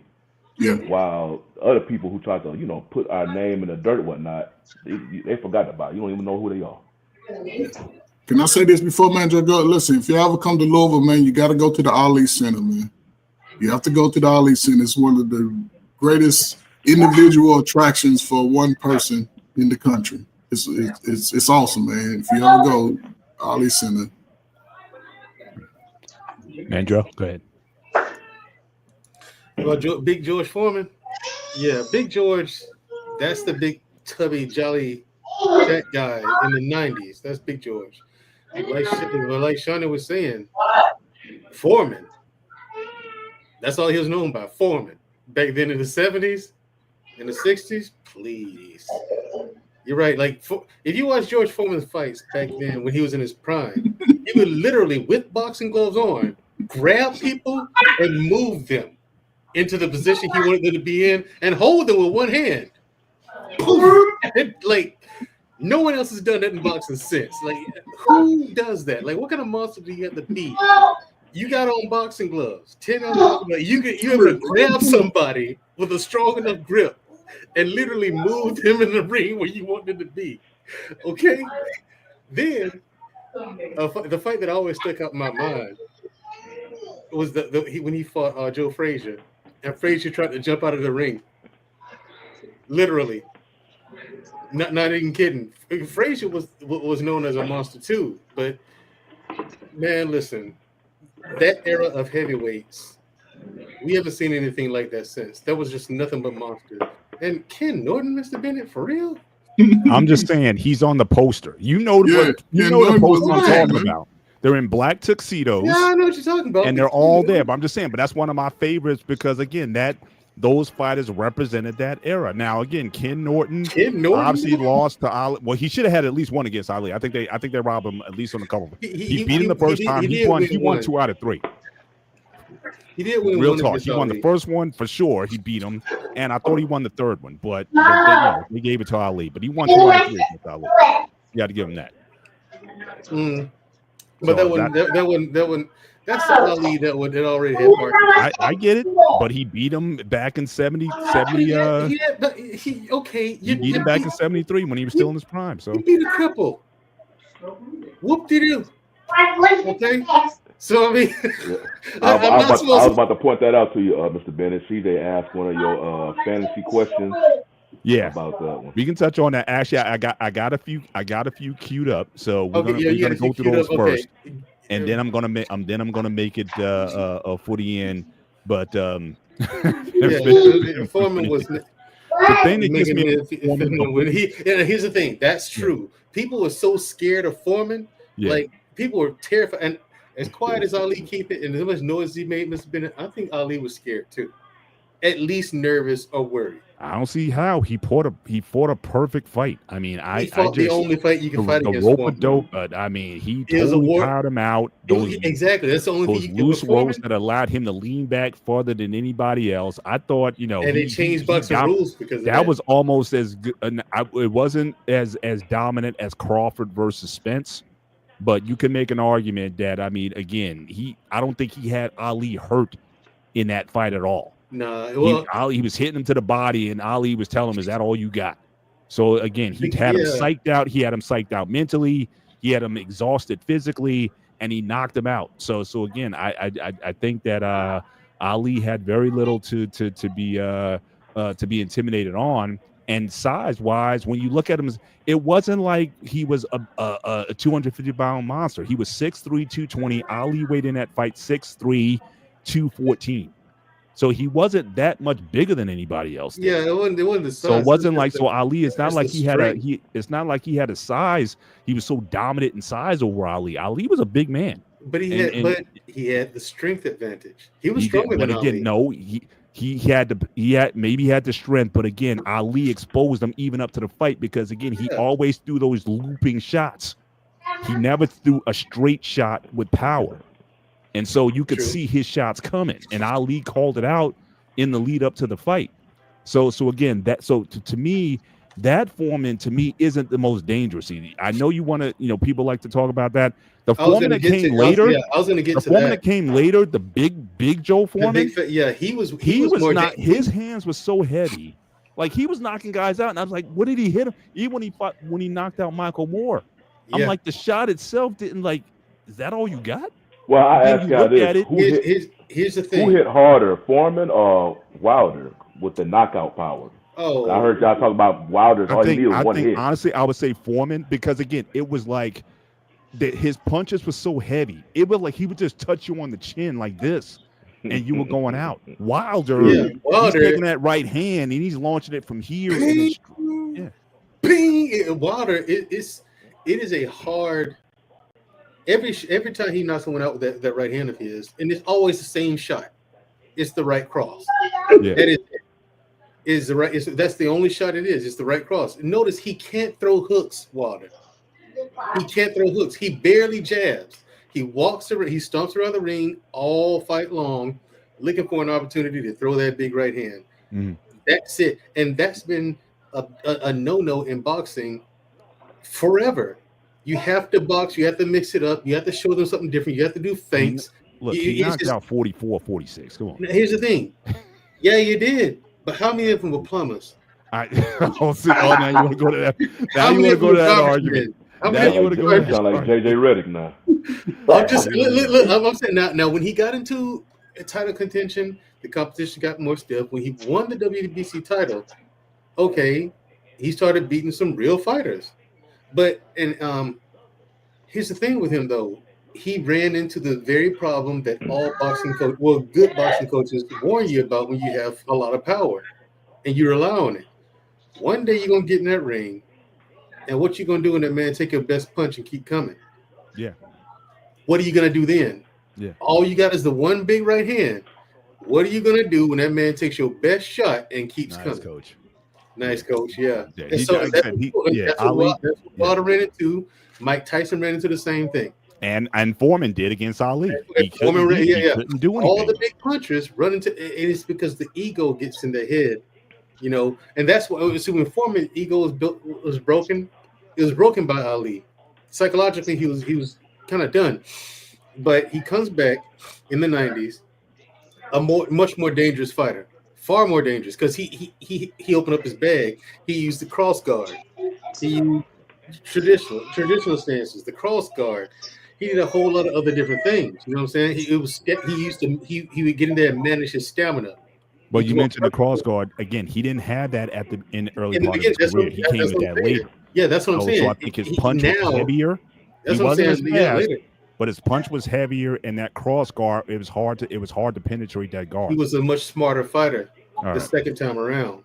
Much All right, smarter, let's- and that's when you see the skill. That's the difference between skill and just having nothing but power. All right, let's move to the matchups as we come towards the end of the show. And like I said, I'm going to try to do these as often as possible. So again, the matchup today. Now, I was shocked actually when I didn't see this in the past because what I'm doing here, I'm going back in time. You know, we could so real quickly on CJ's question. I guess the dream matchup you're talking about that 89 Tyson versus the 74 Foreman. I'm picking Tyson. I'm picking Tyson all the way. I'm picking Tyson, but now the 90s Foreman, I'm not so sure. I think the 90s Foreman has a better shot against an 89 Tyson than the 70s Foreman did. Yeah. Because Foreman, you could see, especially in that fight with Ron Lyle, and he got knocked out by Ali, you could hurt him. So Tyson had more power than both of those guys. And speed.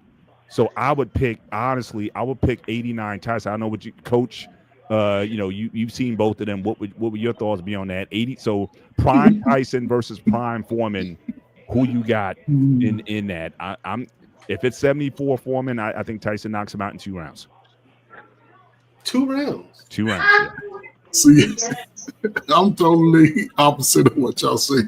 Okay. Because, like you said, Foreman, one thing Tyson wasn't good at is getting held up. He was better when he was free to move. Foreman would have held him and moved him over to one of those positions and got the best of it. But again, they both had great power. Tyson would have been one of the best fights to see. If I could match any old school, Tyson and Foreman would probably be one of the best matches. But I think Foreman would have taken him out. Because Tyson couldn't take too many punches. Even though he gave them, he couldn't take too many. His career was never the same after that Buster Douglas loss. That's true. But that was 90. So you're talking about Tyson before he lost. Yeah, Foreman in his prime and Tyson, I'll take Foreman. Okay. All right. Dante, Shawnee, you guys want to I'm gonna lean Tyson. I'm gonna lean Tyson on that one. Y'all was kids, y'all went around. That's what I'm saying. It's in the aura of who he was, and like even like buying and watching those fights and seeing like the few that I did see. There's just like, nah, I'm side with Tyson. All right. Let's get to the matchup. I say prime Tyson. All right. So here's all right. So again, I try to come up with challenging matchups here. So this is the first one. Now I was shocked that they didn't fight. So we gotta give shout out to Ernie Shavers, who at the time in the 70s was considered one of the most devastating. Look at this, 76 when he's got the same number of fights as Foreman, but more knockouts. Ernie Shavers was a devastating puncher from the 70s. So I'm talking about a 70s Foreman, total career record 76 and 5, 68 KOs, knocked out once. Ernie Shavers, 76 and 14, 1 draw. They never fought. Neither did Ernie Shavers ever fight Joe Frazier. Yeah. So I would have to think that there were a lot of fighters. Ali was really the only one of those top guys who fought everybody. Everybody. Ernie Shavers. But if you're going to have this matchup, who do you have? Me, can I go? I'll take this one. Go ahead. I take Foreman all the way. Here's why. Foreman, see what Ali did to Foreman was the same thing Foreman did to every one of his opponents, and everything, and all of Mike Tyson's opponents. Later, he got in their heads. They were all afraid of him. Ernie Shavers didn't fight him because he's afraid of him. Now, why he didn't fight? Why he's not as well known because he didn't fight the number one, the top guys. He never fought Frazier, which, like, I agree with you. That's insane to even imagine. It's insane to imagine he never fought. He never fought the top guys. Like, how? You know what I mean? Somebody would. So for me, and knowing boxing politics as I do, somebody was running away from somebody. That's the thing. And I think he ran away from Foreman back then, because a lot of people did. Frazier didn't want to fight Foreman. Again, Frazier tried to jump out of the ring. Literally, fellas. He's getting beat up, and you can see him. He takes a little jump. But that's why I think – that's crazy. I'll take Foreman because Foreman it hasn't spooked. Listen, honestly, I'll give Shavers a better than 50-50 shot. After seeing the Ron Lyle fight, he had no chin. If Ernie Shavers hit him, I mean, Ali said he's the hardest puncher he's ever faced. So if that chin's going to be there, I don't know if Foreman takes it up. I give Shavers a better, and obviously they're not running from each other. They're going to be right there to be hit. So I don't mind picking Ernie Shavers in this matchup, and I think there's a reason why a lot of guys like Foreman and those guys didn't fight Shavers back in the day, because that would have been, it's too much to be risked when you're fighting a guy like that. So that's my pick, Coach. Yeah, What do you side on this, sir? Oh man, again, man, I'm gonna go with Foreman, man. Shavers was a great component. He reminded me of Holyfield, but he just couldn't get. He just couldn't get to that top, man. He didn't ever retain a. What'd he say? He didn't really retain a belt, did he, Shavers? He was just a top. No, contender. He was always a contender. He took Ali to the test. He took Larry Holmes. He actually knocked down Larry Holmes in their fight, but couldn't quite pull it off. But he was known for he was a devastating puncher. Against a good boxer, he could get beat. But against a guy like Foreman who's coming straight ahead, I'm saying that look, he's got a puncher's chance, better than a puncher's chance in that fight. I don't know. And after the Lyle fight, I don't think Foreman's chin. And after seeing how Ali knocked him out, I don't see how that chin holds up. It wasn't the chin that knocked him out. In either one, hold on. In either one of those fights, to be fair, Mr. Bennett, to be fair to Foreman, it wasn't his chin that was the problem. It was his stamina. The only reason why Ali knocked him out is because Foreman was gassed. The other fight where he got knocked out, Foreman was gassed. He was out of his tank was just terrible. You know what I'm saying? He was all muscle. But the problem with, and I learned this from personal experience, when you put on only so much muscle, you run into stamina issues because you got to walk around and carry that weight at the same time. All that muscle, you got to carry that around with you. Mm-hmm. And yeah, when you don't work on speed, you don't work on stamina, you just eat, and then go hit the heavy bag, do your drills. That's it. Hang on, real quick. All right, so Poppy's in the back. Poppy's been by. Well, I'm going to allow Poppy up because we're almost near the end of the show. So I'm going to allow Poppy to come up and have a take if he wants to.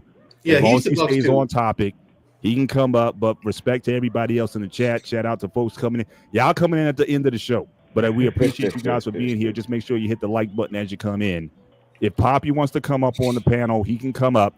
But but Poppy only. Respect to everybody else, though, and appreciate you guys hopping on the show as of late. But I think this is a much better matchup than people are giving credit for. It is in this, and I think this would have been we got robbed. I think that we didn't see this fight because this would have been one of the great 70s fights. It should have come off.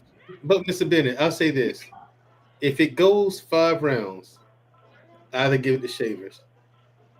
If the bell rings and the 5th round has ended, Shavers is going to win that fight. Foreman's got to get him out of there in 5 rounds or less. But I'm just saying that's Foreman beating on you. Shavers is going to have to move. He's going to have to box. You know what I'm saying? He's going to have to do a lot of. But at the same time, Foreman had some long arms too. But he was slow. The looping punches and whatnot. I mean, if you got inside him, you could tag him. I'm telling you. I mean, you had to tire him out. You had to tire him out. Yeah, you had to tire him out. If you get inside, Lyle didn't tire him out. Lyle hit him right on the chin, and he went flopping. So because yes, he did. He was. I'm telling you, that Lyle fight, he was out of gas with that one too. Now he lost to Tommy Morrison because he was older by that time. Foreman. You know what I'm saying? He had other things, but then I say that, but the very next fight, he fought what's his name and won the heavyweight title. Michael Moore, yeah, which was hilarious. My dad, I remember that night. I remember the night that happened. I remember that fight because I was sitting at home with my dad. My dad, for one of the very few times, bust out laughing in hysterics. The old man. Yeah. My dad was so happy that Foreman won. He said, "Look at that. 40-year-old whoop your ass. You don't sound like that back here. Yo, man." All right, we got Poppy in the back. Poppy, if you're there, cam up if you can, or if you just want to speak from the rafters. Yeah, what's good, family? What you got to say, sir? We're near the end of the show, so what's going on afterwards since you insisted on coming up today? Yeah, man, this right here is a tough one, bro. I got Mr. George Foreman as a top 4 greatest boxers of all time. That's how much respect I got for the man hands, boy. If it wasn't for Muhammad Ali laws, George Foreman by far would be the GOAT when it comes to boxing. Let me say that one more time. If it wasn't for Foreman taking that L against Muhammad Ali, he would be the GOAT. In what year was it? If I'm not mistaken, it was what, 1974, right? Yeah. Rumble in the Jungle, Zaire, Africa. Yeah. Yes. And George Foreman is like 3 of my uncle's favorite boxers. They love George Foreman so much that they went to Caracas, Venezuela, the year after he lost that fight against Ali. I think it was like 75 or 76, something like that. To when he fought King Norton. Yeah. Yeah, my uncles went to go see him over there, man. George Foreman was he almost literally no cap. I thought Norton, that would have been the end for Norton. I mean, he just, that was hard to watch. I remember watching the fights that when he beat up on what's it Lewis? Joe Louis? No. What was it that? Wasn't that? Joe Frazier. What was the guy? Joe Frazier. That's the guy. Frazier. Man, that was like a beast, man. that made so bad, bro. George Foreman was just a monster, and my man hit the head right. Like my man Mandrell said what he have to say, bro.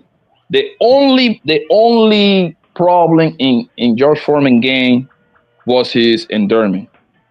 He wasn't training hard because he was so gifted. He chin? Was so gifted. Say that again. Where's the chin? That's why he had his chin was because he wasn't in shape. He got to be in shape. Where's that chin, bro? I mean, I'm sorry. And that's the shot Ali talked. Like I said, he was so tired. That shot Ali hit him with, it was enough to knock him down. But it wasn't a knockout punch. Yeah. He could have got up. He didn't get up. It was like I said, it was a gas tank, dude. He just, like I said, it's the gas tank. It was a gas tank for that era of Foreman. Foreman in their era, his tank. It's the same thing like Zhilei Zhang, right? Like I mean, you beat if you take that fight to round 6 with Zhang, you got him. His tank is crap. He's heavy. He's got heavy hands. Yeah, and he's a big guy though. Yeah, he's a big guy and he's got heavy hands. You just have to outlast him. If you get Zhang into round 6, and if he's on his good day, round 7, you got Zhang. Mandrell. Ali 15 rounds. Just saying. Mandrell, all you have to do is just go look at the track record, man. This man was knocking people out. Yeah. First, second, and third round, bro. I remember watching. I went and watched it. Obviously, I didn't watch it live. I watched the tape when he beat up that guy right before he lost against Ali. It was a Spanish guy, Jose Roman, I believe that was his name. Yeah, He whipped him on the first round. That was in Whip him, Japan. man. Yeah. Yes, Tokyo, Japan. You're absolutely right. Yeah. And then, I don't know, and like then the one with Fraser was Jamaican, if I'm not mistaken. They fight right. They fight. Kingston, Yeah, Jamaica. there you go. Yes. Yeah. Now, like I said, this is a better than 50-50 fight. And I think, Shavers, again, Absolutely not. Hardest puncher. If he touches Foreman's chin, at least then, I don't like I said, I don't think he survives it, man. I just don't. But Foreman would beat up this guy. last matchup of the night. And again, thank you guys for participating in this. And like I said, I'll try to do more of this in the future. But let's move to more modern times with Mr. Foreman. So we're going now. So we're leaving the young George Foreman. Now we're dealing with big George Foreman. Big George Foreman versus Donovan Razor Ruddock in his prime. So we talking these guys could have fought. We know about the fights that Razor Ruddock had with Mike Tyson. Those 2 fights he had with him. We saw he almost killed Michael Dokes. We all saw that left hook, left uppercut, the smash that he had. The smash ain't an uppercut. It's a mixture of a hook and an uppercut. That's what I'm saying. He calls it the smash. It's a fight, mixture of a hook and uppercut. This what I'm saying. This is a fight that could have happened that didn't. He could have, both of them guys were heavyweight contenders fighting for the championship. Again, you got 2 guys who are not going to move away. These aren't boxers. They're going to be right there. So this is gladiators. You're going to have the heavy hands of George Foreman, big George Foreman, versus the smash of Donovan Razor Ruddock. Who you picking in there? So this is basically at this time. So you talk about 91, 92 time frame. Yeah. Those guys could have fought. They could have. Who do you got? You know what, man? This is a rough one because, like, I'm sure Papa Blanco will agree. Donovan Razor Ruddock could crack, man. He could crack, man. That's why I'm sitting here like, ooh, this is a rough one. And what George found out about himself in this era is that he does have a chin. Because he took some hellified blows, man. He was in there with Evander Holyfield, and that fight with Tommy Morrison, you found out that George Foreman had a strong chin. So like I said, right. And that's at an older age. He took those blows like that. Like I said, it wasn't his chin that was a problem. It was his stamina that was a problem when he was young. So once you outlast him, you can just kind of push him over. He's done. Now this one, because Ruddock was I don't know. Because Michael Moore was an okay fighter, but he was undisciplined. Ruddock came after Tyson and lost both times. And Tyson said he was the hardest puncher he ever fought. I mean, but like I said, Ruddock could crack, man. With that, like you said, with that smash, it'll lay you out. Yeah. I don't know. I don't think old George is gonna make it out of this one. No, but I think the smash is too awkward of a punch. The smash is too awkward of a punch. What you got, Poppy? The thing is, I think that's like the wrong question to ask. I think it would be better like a prime George Foreman prime. No, I'm saying I'm picking fighters. Both of these guys fought at the same time. Foreman made his comeback in '87. He won the championship in '94. Donovan was at his peak was 93. in the was early 94? '90s. So they could have fought. This was a matchup. Yeah. If John King wanted this to happen, this could have happened, or Arum or whoever.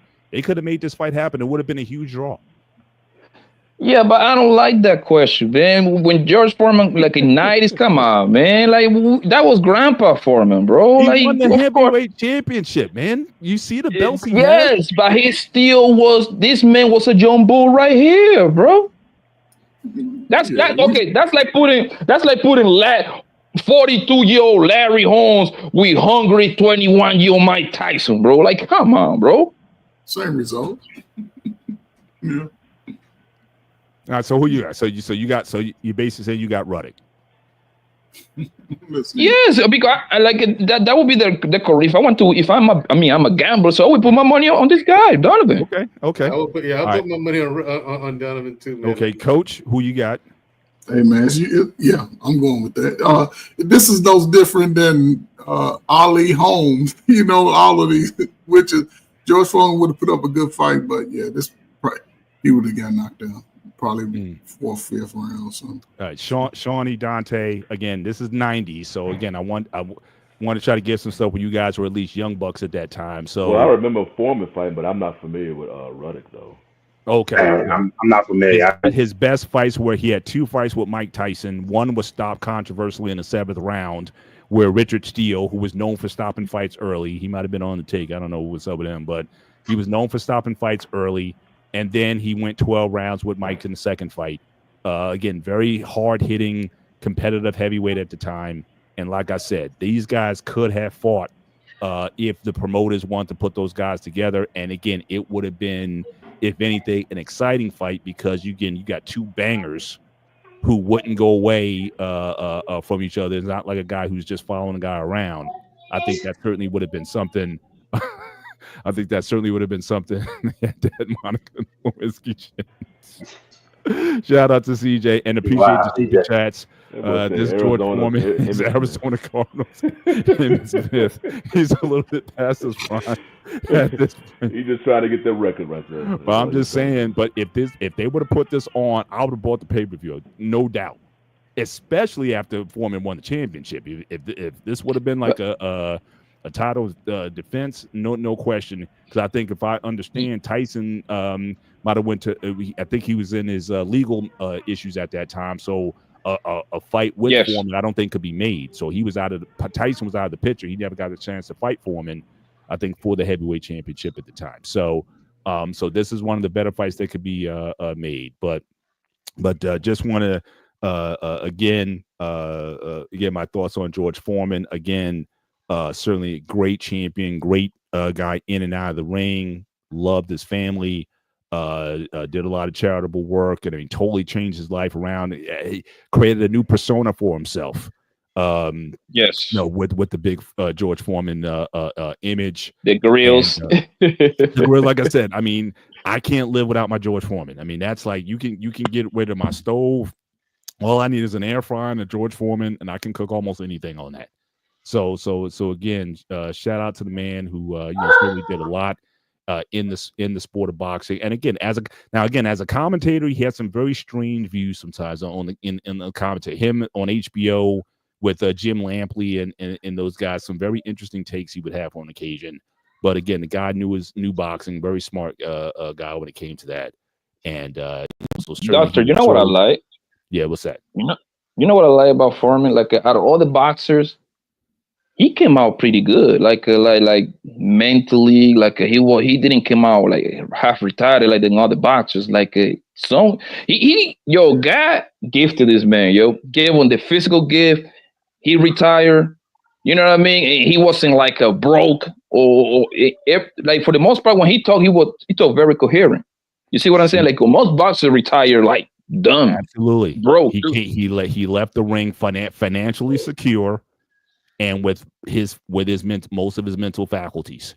The last video I saw was, I think it was 2 years ago, where he was in the gym and he was hitting a heavy bag and he was still popping that thing. It's like they say, power's the last thing to go, and he still had it. So for him to come out relatively unscathed, I think that 10 years that he took off, probably the best thing that could have happened to him. And he came back and became a very influential figure. So again, rest in power. To George Foreman, big George Foreman, angry George Foreman, whatever version that's there.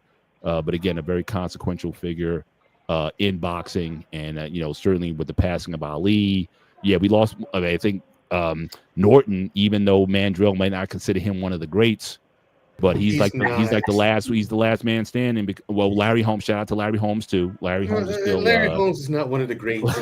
Yeah. I know where you're going with that one, Doctor. 20 title defenses, man. Come on, man. Y'all better back up off those 20 title defenses. Here's the thing. But we gotta see the competition, Doctor. Like, come on, Larry Holmes took advantage of a weak era. Yes. Come on, let's not go there. All the great was. It ain't been a good era since Mike Tyson. Everybody done took advantage of the weak eras. Lennox Lewis took advantage of a weak era. Here's the thing. We have a decent era now. Oh, okay. Decent. Okay. Who they- It is now. Who? Tyson Fury and Wilder burned themselves out quick. That's unfortunate. I would Yeah, they beat prefer each I would prefer the two of them had run through the heavyweight division, but then left each other for last.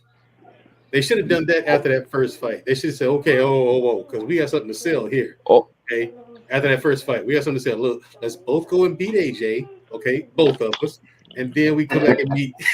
We come back and get at each other again for this trilogy. But yeah, no, it's not. And neither is Larry Holmes. Larry Holmes, I learned my jab from Larry Holmes. I'll say that. He's one of the Just saying longest tenured heavyweight champions. Yeah, because he, like Poppy said, he took advantage of a weak era. After Ali and after all the rest of those guys, they're like, come on, Spinks with the missing tooth. Yeah, Who do you have to fight? he beat Ali. He got robbed at second fight. He beat Spinks in the rematch. So Right. Who I do you have to think fight? beat He him in the didn't. rematch. They robbed him. They A definitely 1-2, robbed him. a 1-2 Spinks. And then you took Ken Norton. Think about it. Think about this, man. He defended the title 20. He had 20 successful defense titles. Defenses, yes. Exactly. And none of us, when we sit over here and talk about who's the biggest monsters in boxing, Larry Holmes ain't gonna come in those conversations. Now, you bro. want to know That should tell you everything, bro. The most overrated heavyweight champion of all time is Rocky Marciano. Of course. He was only 185 pounds. Undefeated record. He only had 10 title defenses, and half of those were against guys well past Archie Moore and Ezzard Charles and whoever else was at that time. Not a great champion, but again, very overrated. But that's what And that's why my GOAT, and I don't care what you say, my GOAT, his name is Marvin Hagler. Yes. That's the monsters of all monsters right there, because he fought on the he was part of the Four Kings, and he gave it to all of them, bro. Listen, and he got robbed. Poppy, He got you should robbed. have been here last week. You should have been here last week because I had dream matchups from last week, and I didn't get manager. We don't have time to talk about it now. I'm just gonna put it in your ear. All right. So we talking about at middleweight. Okay. Marvin Hagler Uh-huh. versus at 160, James Lights Out Tony. Think about Oh my God. Oof. that's a great fight. That is a It very is. good. That's a very good fight. Yeah, that's So I'm just saying. So just I was ponder about that. to- Maybe I was we about can to say- talk. Maybe we can. I may pull that James back Tony. up, and maybe we can have a conversation about that one. But don't sleep on James Tony at 160. that's what I'm thinking about. That's what I'm thinking about it now. He's That's very what you- good. So again, we don't have time now. We're at the end of the that's what show. I'm thinking about it. Anything, Coach Dante, Shawnee, any closing thoughts before we close out? We way over time. I don't want to run to the next show, but certainly we appreciate you guys for coming up, and it's always good when the whole band is together. And we got Mandrell and Poppy. You're always welcome in this space. You know that. But time out, man. Why don't we have like overtime or something, man? Y'all want to cut it off early now that I'm here? No. So what is Black Man We have to Unfiltered? leave you wanting more. That's how this works. No, doctor. I know what you're doing. What is Black Man Unfiltered? What is my brother Black Man Unfiltered? I know what he's doing. He want to cut it off early. He wants. Okay, listen. Black Man was in the building. If you want us to go another 15, 20, we can hash a little bit more. No, this is what happening, doctor. This is what happening. Y'all want to cut off the sports show, right? So y'all can go ahead and set it all and talk about this raggedy bros, talk about holding them accountable. That's exactly what y'all want to do. No, man, that's the time, man. What are you talking about? I play with y'all, man. I play with y'all. Y'all want to hold this unruly woman accountable, man. Go ahead, go do your guys' work, man.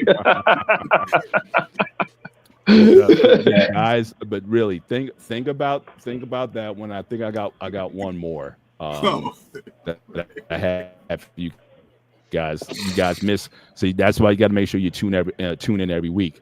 But I also had one more for you guys. Floyd Mayweather Jr. Okay, versus Pernell Whitaker, lightweight at 135. I love me some That's Pernell as Whitaker, well. bro. So, You talking about Sweet Pea? yeah. Sweet Yeah. Pea All the versus way. Floyd Sweet at 135. Right. Sweet Pea.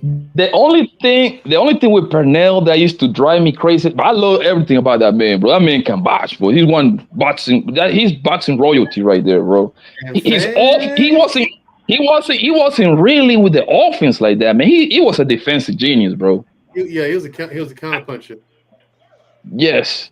If he Yeah. would have played 135, offense yeah. more, oh man, he would have been a prostitute. I'm talking about he would have been top 6 boxer of all time in my league, bro. I love me some Floyd Sweet at Pea, bro. 135 was taking dudes out though. I mean, Yeah. he did the Diego Corrales and those guys. I mean, Floyd was, he had some pop at Yeah, 130, but 135. here's what changed Floyd though. See, Floyd has brittle hands. He still has them.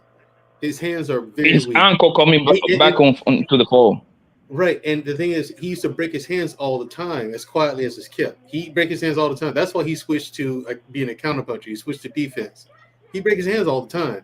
Now, back when he was aggressive, yeah, he was giving it to people when he was And knocking people out. And when he was much more aggressive. Like seriously, I've not forgot about that Floyd, but Floyd would break his hands all the time. Well, he was Pretty Boy Mandrell. He was with the Every other fight, this dude was breaking his hand. Then, like, I go to tournaments and stuff. I mean, we hear about Floyd breaking his hand. Like, this is in the amateurs. He'd break his hands too. It's like that's when I first heard of him. Because I came up in that same era. You know what I'm saying? I was just heavier. I fought at a heavier weight than Floyd. But he had brittle hands and he switched, and now it's like he's the greatest of all time. No, there are fighters now that will whoop Floyd's ass like bad. Yeah. Like Crawford, Crawford would destroy him if you wanted. We're gonna have another. So Poppy, you're more than welcome to come back. All right, next week, same time. So really, I usually like to save the boxing for the last 30, 45 minutes of the show. So again, so you're more than welcome back. We'll have more of these sort of dream matchups to ponder. But again, that Tony Hagler, think about. I'm saying about before that. you react, think about it. That's what I'm thinking. Yeah. We'll come back and we'll circle back to that one and see get your thoughts on that one. But again, for everybody, good show. Yeah. Yeah, good. Yeah, That's a good show, man. And we should do this whole show just unboxing alone, man. Because I'm pretty sure when y'all start talking about the dirty Cowboys, I already know. That's why I come over here the last 10 minutes. We didn't touch the Cowboys today. Made me sick. We didn't touch the Cowboys at all today. So I see you later, man. We gave the Giants more time because they ain't got no court. They signed 2 quarterbacks because they got none. Man, we ain't talking about the Cowboys. No, let him go, man. Not today. Next week, he come over at 8 o'clock, bro. You all right, get so y'all. next week, shout out to my man Anton in the building tonight, just hopping on board. Just for everybody who came in, just make sure you hit the like button as you leave. But again, great show as always. And again, we want to make this better. We want to have a diversified, talk about all different types of sports. And I'm glad to know that there's so many boxing fans out there, and we can certainly talk more about the boxing as we go on. And but love chopping up with you guys. And so until next week, for myself, Mr. Bennett, for the coach, Shawnee, Dante, Mandrell, and my man Poppy Blanco, for everyone who's joined us tonight, thank you for joining us. You guys enjoy the rest of your week. Take care. God bless. And we'll see you next week. Peace.